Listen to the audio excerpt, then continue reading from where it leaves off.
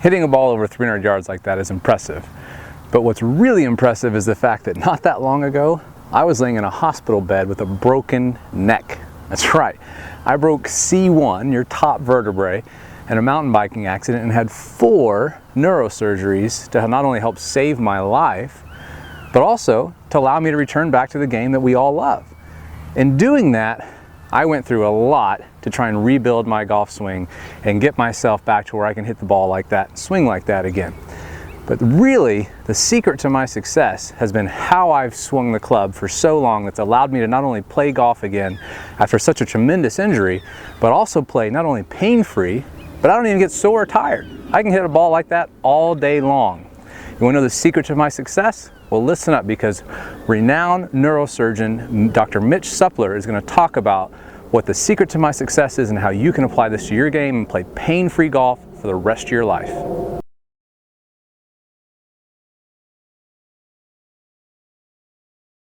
I'm Mitchell Supler. I am a neurosurgeon based out of Orlando, Florida, and I am an avid golfer and have played since I've been 10 years old. So you've sat in on some RotarySwing clinic stuff now. What do you think? I'm very impressed from 2 perspectives. 1, from all my history of playing golf, and 2, from being a neurosurgeon and understanding the mechanics of the body, and particularly the spine, and also learning capabilities. Having gone through some injuries myself and understand now what true biomechanics are to help prevent injury, I'm impressed with the rotary swing method, that maintaining proper spine alignment, hip alignment, proper mechanics of the pelvis, proper mechanics of release through the ball, that this is the best way to prevent an injury with the golf swing. The golf swing is not a natural movement. It is completely against what we would normally feel we would evolutionarily do with our body. So we need to protect ourselves if we want to play this game that we love for a long time. Yeah. So for golfers who have been injured before, like we deal a lot with injured golfers, especially being here in Florida and stuff, what would you tell them to do as far as trying to make sure they prevent injury in the future? To understand what you're trying to accomplish with the golf swing.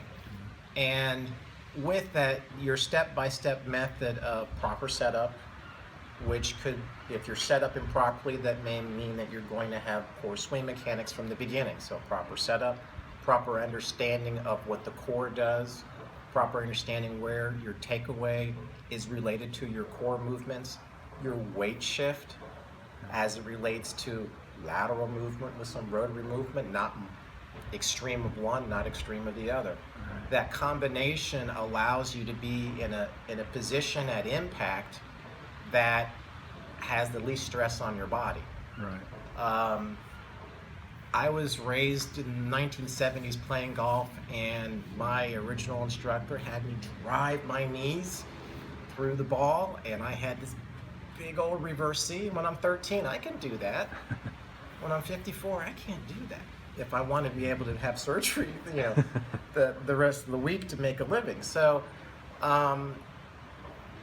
understanding the limitations of the human body is important, and the rotary swing method does understand that and allows you to efficiently hit a golf ball with power and distance and consistency.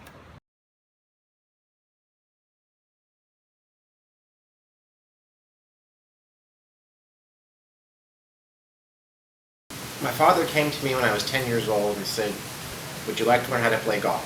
And every 10-year-old's like, "No." And he said, "Okay, yes, you will." So it was a very good bonding with my father, and started me with discipline, started me understanding that to improve you had to work at something. So golf laid a foundation for my future as approaching any other subject in my life. First lessons with a local pro, and he was just concerned about me making contact with the ball. Okay, that's great. Then I started to get fairly good at it. And then when I'm 14, 15 years old, Dad says, "Okay, I think that you can be good, let's get a very good instructor. And I started taking lessons with Bob Toskin, who was a guru back in the late 70s. Small guy, I was small, says effortless power, let's try to get you maximizing what you can. But it was a typical 70s style golf swing. So a lot of leg drive, a lot of knee drive, and a lot of pulling with the left arm. And that was successful somewhat, but I had some control issues with it. But that was the golf swing that was first embedded into my brain, my pathways now. So now I'm a left-sided, I was left-handed, so they said this is even better, you pull with your strong side. Left-handed golf clubs were not really around in the late 70s, so I learned how to play right-handed. Was not really coordinated with my right arm, but said, don't worry about it, it's a left-sided golf swing. Played on my high school golf team. Never was number one, but because I'm pulling, driving.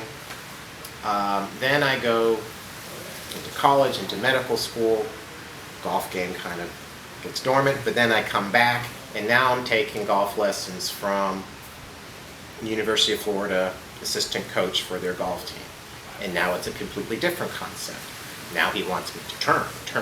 This is your power, we're going to turn. So like, oh, I'm driving with my legs and pull. No, now we're going to fire from the right side. Okay, so now I'm firing from the right side. And now I'm still driving because this is embedded, and now I'm throwing with the right arm, and now I'm getting all mixed up. Then I move on through life, and I try different instructors. I even tried stack and tilt. Well, let's put myself on the left side and in there. And I started getting back pain. I started having issues with my hips and my back because of the position where I was at the top. And I'm like, oh my God, this is just, where do we go from here? I watch TV, I read books, and it's kind of all over the map. So obviously I want to find something that is repeatable, consistent, that is easy to understand, and is not going to put a lot of pressure on my body. Because now I'm 54, and that 14-year-old kid that could drive his legs and pull, that guy's gone. I'm somebody else now. So with the concepts that you're professing, which are big moves with the body, small moves with the arms, maintaining good spine angle, and releasing through the ball, allowing momentum that you've set up in your golf swing to let go at impact. I don't have to rip my upper body through the ball. I don't have to drive my knees to the target. I just simply need to rotate, transfer weight, release. And I can do that. I can do that. That I can do. So I just need to change the wiring and just kind of focus now on body movements and not worry about hit a golf shot. Oh, and that one went right. Why did that one go right? Okay, well, so maybe I was open at impact. I need to turn it over and start all these manipulations that are incredibly difficult to repeat. Yeah. But if I can control bigger muscles and not worry about manipulation and compensation, then I can be more consistent. So with stack and tilt and being a neurosurgeon and experiencing some back pain, did that kind of like set off alarm bells? Like, wait a second, or you just think, maybe I'm just golf. I have to have back pain. It's part of the thing. Or you're like, wait a second, maybe I'm doing something crazy. I mean, I took stack and tilt from the founders of stack and tilt, so I knew that I was doing it properly. So the concern was, well, maybe I'm just not doing it correctly, and this is why I'm in pain. No, he was putting me in those positions, and I'm practicing, and I'm like, this doesn't feel very good, and I like to practice. So I couldn't practice without having discomfort. I was feeling a lot of pain, particularly in the right lower back when I was coming through, and this just not make any sense. And then I'm getting pain from holding my angles through the, it bothered me because the instructors, very nice people. It doesn't look like they were intending to fool anybody. They truly believed what they were doing, but it definitely wasn't for me. And I'm not in horrible shape, so I can't imagine other people that are not in the best shape or trying to get into these positions, and they're going to have pain too. And I was uncomfortable with continuing to follow that concept because I know I was doing it properly, but these positions were causing me pain, and I stopped that. Do you have a lot of patients that come to you who are golfers who are suffering some sort of golf-related injury that's bringing them to you? Absolutely. What do you see typically? Absolutely. I see a tremendous amount of lumbar spinal issues, particularly the last two disc levels, L4-5, L5-S1. The pain is usually at impact and follow-through. That's where they're feeling the symptoms. Not so much on their backswing, but it's when they're, and so that anticipation of pain as you're getting close to the ball, you cannot play that way. Right. And I've seen this with professional golfers as well as amateur golfers.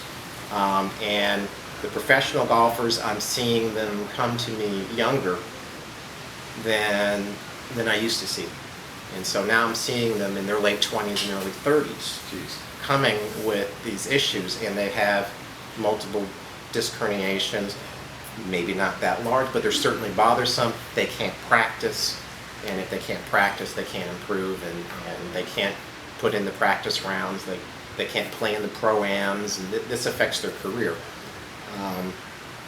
And that's concerning, and when you're seeing those lower disc levels start to be affected, it's going to shorten careers. And for the recreational golfer, if this is what they look forward to at the end of their week to go play golf, and now they can't, I can't tell how many people says, well, I've given up golf.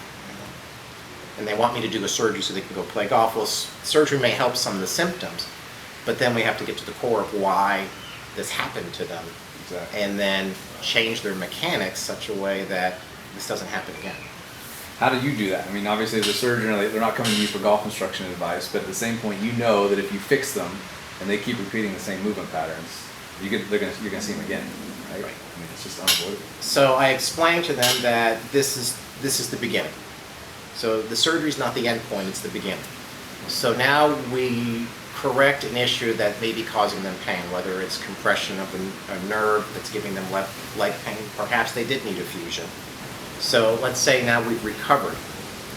Now I have to then refer them to people that I feel comfortable that are going to properly rehabilitate some of the muscles that they have lost, some of the strength, and then point them in direction of proper instruction to avoid injury in the future. Yeah. Hopefully it will be a place that you might refer them to. Yes, that this definitely has become a very good option.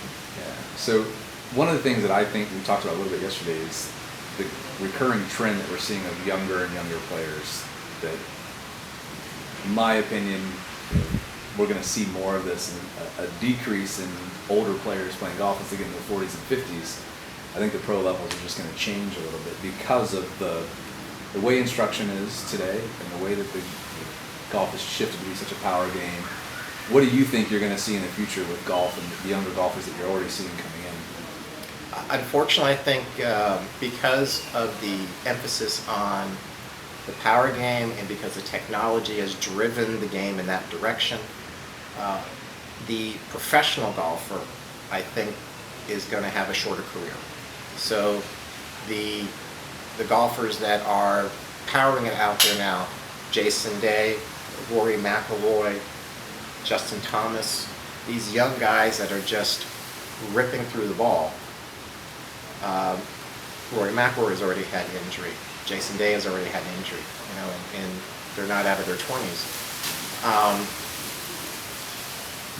The game at the highest level, I think the careers are going to be shorter.